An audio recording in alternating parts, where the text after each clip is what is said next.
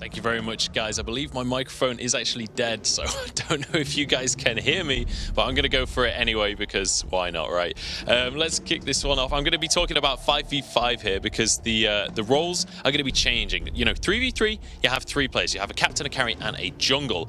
But that's all changing coming on into 5v5, which means suddenly everything is going to be swapping up. And you have 2 more players to worry about, 2 more roles to try and figure out what they're going to be and how to actually implement them in the game. Now, you also have 2 more lanes, so there's more responsibility on the map that you have to deal with. So it's safe to assume you're going to be sending at least 1 person to all 3 lanes. Now, they probably won't all be carries, but for the sake of argument, it's easier to mark them as carries for this conversation. Now, you're also going to have a jungle because you've got to deal with the jungle minions. You've got to get that experience and gold for yourselves. But the big question is, what are you going to do with your captain? Are you only going to have 1 captain? Do you have 2 jungles? Do you have 2 captains?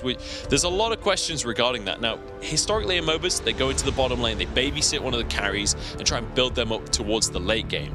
But the thing with Vainglory is the way that jungle gold and experience is shared is actually larger than it is in the lane. So we could well see captains going on into the jungle, double jungling with a jungler, maybe making a roaming squad, but also there's so much responsibility in getting vision on the map. There's so much that these junglers are going to have to try and achieve during these games and these captains that actually maybe sticking to a lane isn't going to be the optimum strategy. And there's a whole lot of theory crafting we could do. You can even consider things like a triple lane with 1 person in the jungle and rotating around the map and finding ways to optimize gameplay on this. And we don't know the spawn times on the camps. We don't know how long we'll have to roam and things like this. So there's so many questions still to ask, but I want to go a little bit more in depth in some of the roles that are more likely to be certain coming into this one. I want to start by talking about the mid lane. Historically, in MOBAs, mages are great at the mid lane because of the roaming potential, because of the effects you can have on the map. And I'm going to pass it back to Bacon to talk in a little bit more depth about that.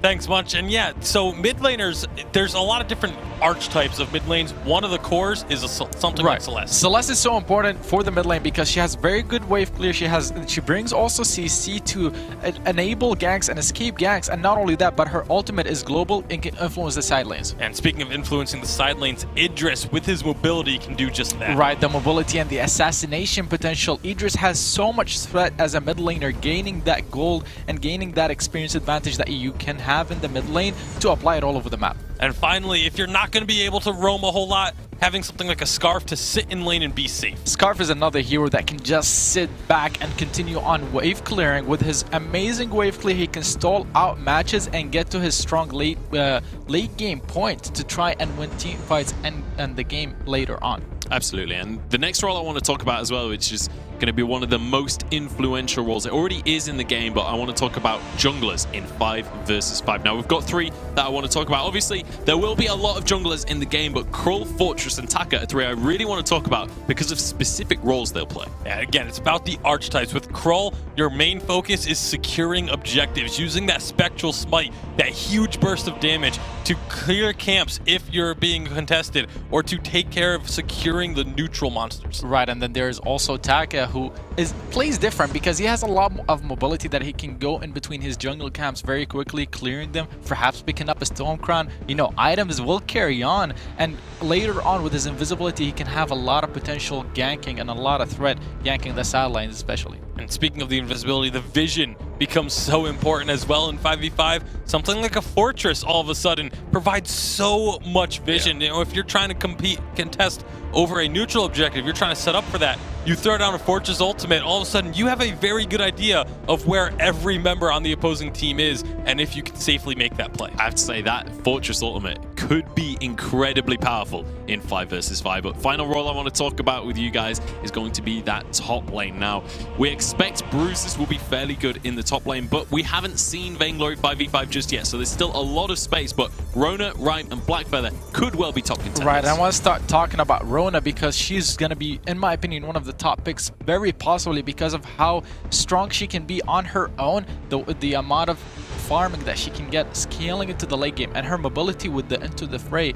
She can also escape ganks and set them at the same time. And in 5v5, she's going to have more targets that she can spin on top of with the red mist, so she can scale into team fights very well. And then speaking of that, being in that solo lane, Orion is another one of these heroes that can kind of handle his own. He can apply a little bit of pressure to the opponents, but it's mostly about his defense and his durability. You know, if you come up and try and gank a Rhyme, he's going to be able to sit under his turret, build up that fortified health, and be very difficult to actually bully out of the lane. So there's, you know, that isolation, the island that is top lane that you always hear about in other MOBAs could come into effect, and that's where Rhyme can excel. And another one that's definitely worth mentioning is the Black Feather. We talked about split pushing a lot last week, and Black Feather, we mentioned him as a great split pusher. He would be able to outduel his opponents 1v1 very easily, in my opinion. Also, the mobility you get from Rose Offensive, you can escape ganks easily. And I keep touching about escaping ganks.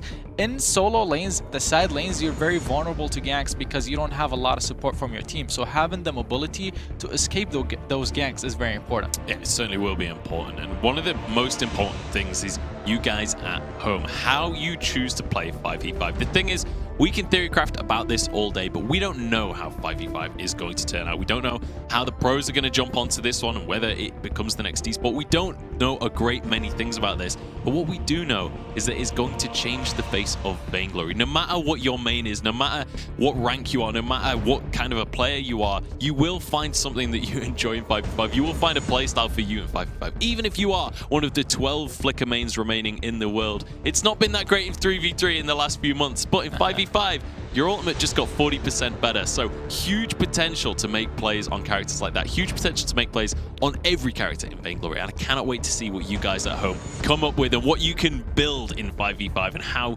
you can make these team compositions work. That's about all the time we have to talk about 5v5. It's time to get into the Vainglory 8 and find out who is going to be going to Singapore from North America. But before we do that, let's take a look at last week's Fight of the Week.